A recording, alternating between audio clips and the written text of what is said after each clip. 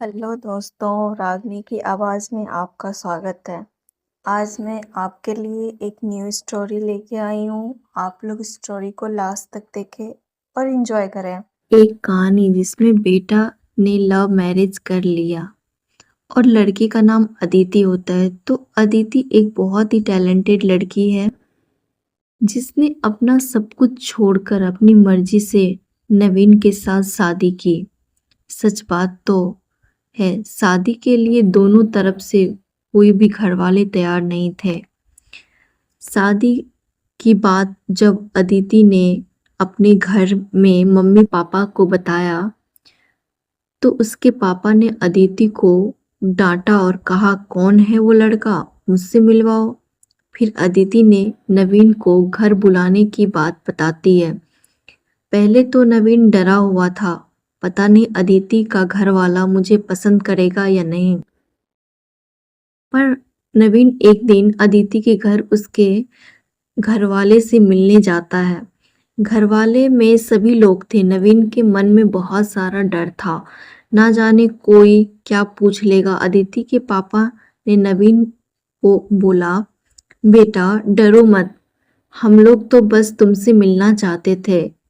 तुम मेरी बेटी से कितना प्यार करते हो? क्योंकि मैं अपनी बेटी को बहुत प्यार से पाला है।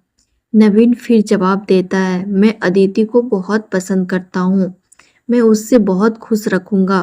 फिर सब लोग बात करने लगे। नवीन और अदिति ने अपने घरवाले को तो शादी के लिए मना लिया। अब बारी था नवीन को अपने घर में बात करने की। लेकिन नवीन की माँ बहुत सख्त महिला थी। उसने लव मैरिज बिल्कुल पसंद नहीं था। नवीन एक दिन अपनी माँ से शादी की बात करता है। माँ, मैं एक लड़की को पसंद करता हूँ। माँ बोलती है, ठीक है, पसंद करता है, शादी के बारे में सोचना भी मत। तुम्हारी शादी तो मैं अपनी पसंद से करवाऊंगी। इतना बोलकर वो चली जाती है। नवीन अब सोच में पड़ जाता है, आखिर माँ को कैसे मनाऊं।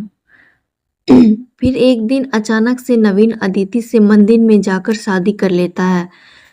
पर यह तो थी लव मैरिज। इस वजह से अदिति की सास ने कभी भी उसे पसंद नहीं किया और हर वक्त उसे नीचा दिखाने का काम किया। सास हमेशा अदिति से गुस्सा रहती थी। अदिति हमेशा कोशिश करती थी कि सास उसे अपना माने, पर सास का व्यवहार में कोई बदलाव नहीं आता दिखाई दे रहा था। हर दिन सास कोई ना कोई वजह ढूंढती रहती थी अदिति को डांट लगाने के लिए, कभी काम की वजह से, कभी अदिति के पहनावे ओढ़ने से। एक दिन अदिति अपने पिता के साथ किसी पार्टी में जाने के लिए तैयार हो जा रही थी तो सास ने अदिति पहने हुए कपड़े बदलने को कह दिए, जबकि वो कपड़े कोई खराबी नहीं थी। यह बात अदिति को बुरी लगती थी और वह कभी कभी वह इसकी शिकायत अपने पति नवीन से किया करती थी। लेकिन नवीन कभी भी अदिति की बातों पर ध्यान नहीं देता और हमेशा अपने ही कामों में लगा रहता था। सास, आज मुझे मटर पनीर खाने का मन हो रहा है, तुम मेरे लिए आज ही वही बनाओगी? अदिति, लेकिन माँ जी, मटर पनीर तो नवीन को पसंद नहीं है, ऐसे में तो मैं कुछ और बना देती हूँ ताकि सभी मिलकर खाना खा सके। सास, अगर नवीन को पसंद नहीं है तो ऐसे में तुम उसके लिए कुछ और भी तो बना सकती हो। क्या तुम्हारी माँ ने कुछ और बनाना नहीं सिखाया? सास की इस बात से अदिति को गुस्सा आ जाता है, क्योंकि बात माँ की आ गई और वह बिना कुछ बोले किचन की तरफ चली जाती है और नवीन के लिए कोई दूसरा सब्जी बनाने के बारे में सोचने लगती है। उसका बुझा हुआ चेहरा नवीन को नजर आता है और वह उससे कारण जानना चाहता है, लेकिन अदिति ने उसे कुछ भी बताने से मना कर दिया। इस बात से अदिति काफी चिंतित रहने लगी। जैसे जैसे समय आगे बढ़ता है वैसे वैसे अदिति का और भी दुखी होने लगती है, क्योंकि अब सास का रवैया प्रतिदिन बदलता जा रहा है और चाहकर भी अदिति कुछ नहीं कर पा रही है। एक दिन अदिति के घर उनकी मौसी मिलने आती है, जिन्हें देखकर अदिति फूले नहीं समाती और दौड़कर मौसी के गले लग जाती। मौसी, तुम आज अचानक कैसे आ गई? मौसी का जवाब, बस तुमसे मिलने का मन हुआ इसलिए मैं आ गई, और ये देखने को कि तुम अपने ससुराल में कितनी खुश हो। तुम्हारा नवीन तुम्हें कितना मानता है और तुम्हारी सास तुम्हें कितना मानती है। अदिति मुस्कुराकर मौसी को बारे में प्यार से अपने कमरे में बैठाती है और अंदर पानी लेने जाती है। उसी समय वो आकर देखती है कि सास मौसी के पास आकर बैठी हुई है और उनसे बातें कर रही है। यह देखकर तो अदिति को एक पल खुश हो जाती है, लेकिन अदिति को आते उसे देखकर सास बोलने लगती है, वैसे भी अदिति को कुछ खाना खास बनाना नहीं आता, हमेशा एक ही प्रकार की सब्जी बना देती और उसके हाथ में बिल्कुल भी स्वाद भी नहीं है। मासी, या आप क्या कह रही हैं बहन जी? शादी से पहले तो वह तरह तरह का पकवान बनाकर हमारे घर भेजा करती थी और अदिति के मौसा जी को उनके बनाए हुए पकवान बहुत अच्छे लगते थे। सास मुंह बनाते हुए, ना जाने कौन से समय की बात कर रही हैं। अब तो अदिति को जो कुछ भी आता है उसे हमने ही सिखाया है और वह भी सही तरीके से नहीं बना पाती। उसी समय नवीन वहां पर आ पहुंचता है और साथ में बैठ जाता है। सास, यह देखिए, आप नवीन से ही पूछ लीजिए कि आखिर अदिति ने खाना अच्छा बनाया है या नहीं। नवीन चुपचाप अपनी माँ को देखता रहता है, लेकिन वो समझ चुका है अब उसकी माँ का रवैया दिनों दिन बदलता जा रहा है। नवीन ने होशियारी से टॉपिक को बदल दिए। फिर सब लोग बैठकर बात करने लगे, लेकिन सास की बात से तो मौसी को कुछ शक सा हो गया था। अदिति को यहाँ शायद खुश नहीं थी। अदिति अंदर ही अंदर दुखी थी। मौसी तो वहां से चली जाती है, लेकिन अदिति की आंखों में आंसू देखकर नवीन को अच्छा नहीं लगता। जैसे ही वो कमरे में जाता है तो उसे वहां अदिति रोती हुई दिखाई देती है।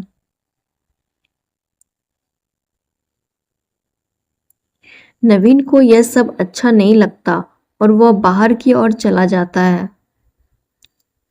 सास, क्या हुआ महारानी को? फालतू में ही रोना धोना कर रही होगी।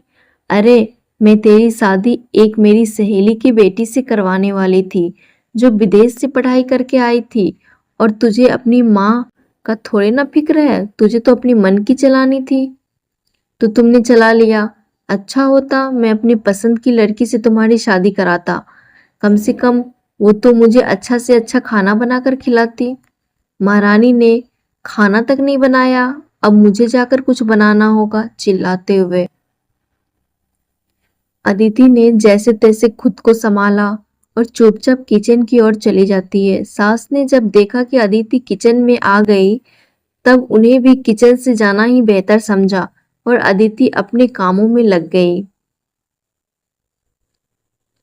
आज रात को अदिति सो नहीं पाई क्योंकि उसे मौसी के सामने हुई बेइज्जती बार बार याद आ रही थी। वह यह चाहकर भी कुछ नहीं कर पा रही थी क्योंकि आज वो खुद भी बहुत अकेला महसूस कर रही थी। यह बात बताने के लिए कोई दोस्त भी नहीं जिससे मन की बात बता सकूं। नवीन भी मेरा कुछ सुन नहीं रहा। इस बात को कुछ दिन बीत जाते हैं। अदिति अब धीरे धीरे उन बातों को भूलने लगी थी और तभी पड़ोस में रहने वाली रीमा आंटी को की बहू सालू वहां आ जाती है, जो अदिति की सहेली है, और वह अदिति को अपने साथ बाहर में लगे प्रियदर्शनी में जाने के लिए कहती है, लेकिन अदिति की सास उससे जाने से मना कर देती है और घर में मेहमान आने का बहाना बना देती है। हालांकि सालू सब कुछ समझ जाती है और वह चुपचाप वहां से चली जाती है क्योंकि उसे अब बीच में बोलना सही नहीं लगता। अदिति मन ही मन, क्या शादी होने के बाद लड़कियों की इच्छाएं कोई मायने नहीं रखती? क्या हम अपनी पसंद से कहीं घूमने भी नहीं जा सकते? एक लड़की की भी तो अपनी जिंदगी होती है। सदा शादी के बाद ना जाने कोई जेल में कैद हो गई हो। अदिति इन ख्यालों में डूबी हुई रहती है कि अचानक उसके सामने सास तैयार होकर आ जाती है और कहती है, तुम अपने लिए खाना बना लेना, मैं अपनी सहेली के साथ शॉपिंग के लिए जा रही हूँ क्योंकि उसे कुछ साड़ी अपनी बहू के लिए खरीदनी है।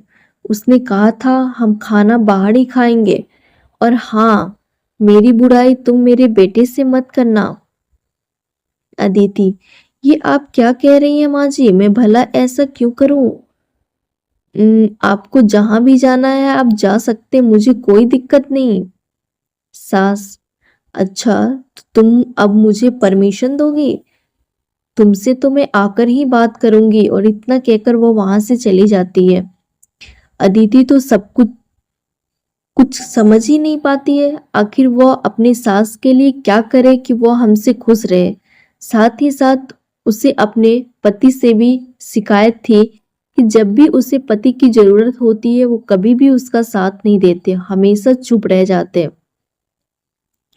इसी प्रकार अदिति अपने कामों में डूबी रहती है। एक दिन जब अदिति घर में झाड़ू पोछा लगा रही होती है, अचानक उसका पैर फिसल जाता है और वही धड़ाम से गिर जाती है। उनके पैरों में सूजन आ जाती है, जिससे लगता है कि शायद उसे फ्रैक्चर हो गया हो। लेकिन सास इस बात को मानने के लिए तैयार ही नहीं। और वहीं पर वो अदिति से कहती है, अब देखो महारानी का नया नाटक शुरू हो गया।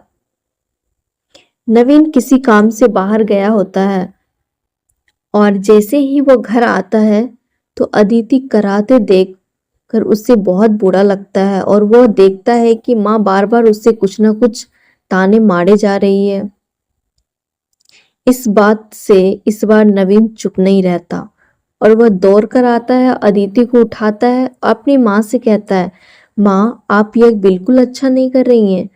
माना आप अदिति को पसंद नहीं करती हैं, इसका मतलब ये तो नहीं कि आप उसके दुख में दर्द में उसका साथ नहीं देंगे। लव मैरिज उसने ही नहीं की थी बल्कि मैंने भी की थी। अगर आप उसका साथ नहीं दोगे तो और कौन देगा? आपने आज तक उसे इतने ताने मारे लेकिन उसने कभी भी आपको पलटकर जवाब नहीं दिया। हमेशा उसने मुझसे कहा है कि वो हमेशा आपका ख्याल रखेगी, लेकिन आप कभी उनका ख्याल नहीं रख पाती। सास, तो तू क्या जोरू का गुलाम बना जा रहा है? नवीन, अगर अपनी पत्नी का देखभाल करना, उसका साथ देना जोरू का गुलाम होना है तो हाँ, मैं जोरू का गुलाम हूँ। मैं समझ गया हूँ। अगर मैं अपनी पत्नी का साथ नहीं दे सकता तो फिर मैं कभी भी एक अच्छा पति नहीं बन सकता। सुबह से शाम तक अदिति आपका ख्याल रखती है और हमेशा इस बात की फिक्र लगी रहती है कि आपको कोई कमी ना हो। लेकिन कभी भी आपके दिल में उसके लिए प्यार दया जैसी भावना आई ही नहीं। आप हमेशा उसे जलील करती रहती। और हाँ, एक बात और, 1 साल पहले जब आप तेज बुखार से तड़प रही थी, उस समय रात भर जगकर अदिति ने आपकी देखभाल की थी, मैंने नहीं। और उसने ही डॉक्टर को बुलाया था। लेकिन आपको हमेशा ऐसा लगा कि उसने नहीं बल्कि मैंने आपकी सेवा की है। दरअसल मुझे अदिति ने बताने से मना किया था। वह तो इतनी अच्छी है कि आप सोच भी नहीं सकते। अदिति आपको आज तक जवाब भी नहीं दिया, ना ही उसके मन में आपके लिए नफरत है। इस बात से सास को बहुत आश्चर्य हुआ। सास, तुम्हारी बातें अब मुझे समझ में आ रही है और मैंने जो कुछ भी किया उसके लिए मुझे बहुत दुख है। अदिति ने आज तक मेरी सेवा की लेकिन मैंने कभी उसके लिए समर्पण भाव ही नहीं समझा।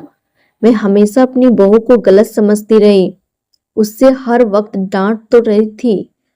जब हम एक ही घर में होते हैं और हमेशा एक दूसरे का साथ बनकर नहीं आगे बढ़ रहे हैं तो दूसरे की टांग खींचते हुए तुमने समझा दिया बेटा। अब सास अदिति के पास जाकर उसे संभालने लगती है, जिससे अदिति को खुशी मिलती है। और अब वो खुशी से अपने पति नवीन की ओर देखती है। नवीन के द्वारा उठाए गए कदम वो सही मानती है और फिर घर में सभी खुशी खुशी रहने लगते हैं। दोस्तों, कई बार हम देखते हैं कि घर में बहुओं को लगातार अपमान किया जाता है और उनसे हमेशा हम अच्छे की उम्मीद करते हैं। एक बात याद रखना चाहिए कि जब तक हम अपनी बहू को सम्मान इज्जत प्यार नहीं देंगे तब तक वह भी हमसे वह प्यार और इज्जत नहीं दे पाएगी। इसलिए बहू को बेटी की तरह माने, उससे प्यार दे। सच्चा इंसान वही है जो सही को सही और गलत को गलत बोल सके, बिना किसी डर के आगे बढ़ सके।